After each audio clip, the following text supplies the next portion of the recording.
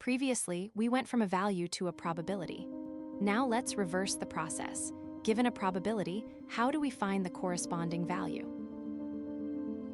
In the previous video, we went from a known value to a probability by standardizing and looking up z in table B. Now we do the reverse. Given a probability, we find the value. In other words, what value separates the bottom p% from the rest? This is the concept of a percentile. Here are both formulas side by side. To standardize, z equals x minus mu over sigma. To unstandardize, x equals mu plus z times sigma. We need the z-score from table B and the original parameters mu and sigma.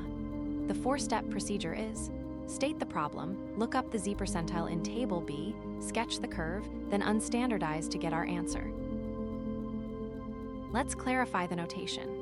The PTH percentile is the value below which p% of the data falls. We write z sub p for the z-score with cumulative probability p. For example, z sub 0.975 equals 1.96. This is the famous 1.96 that appears in many statistical formulas. Z sub 0.025 equals negative 1.96, and z sub 0.5, the median, equals 0. By symmetry, z sub p and z sub 1 minus p have the same magnitude but opposite signs.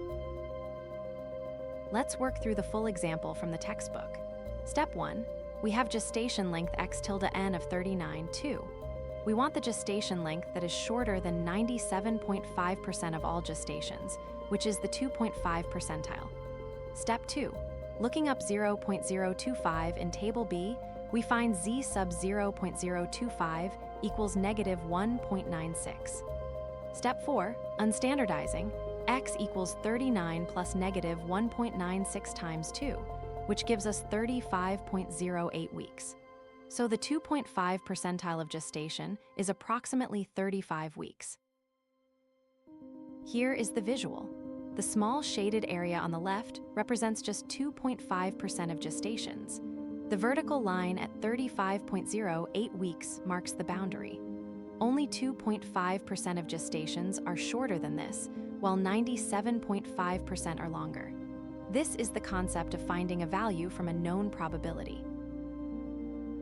To summarize, to find a value from a probability, we reverse the standardization with x equals mu plus z times sigma. We look up the z percentile inside table B by finding the entry closest to our target probability. This technique is used extensively in confidence intervals and hypothesis testing later in the course.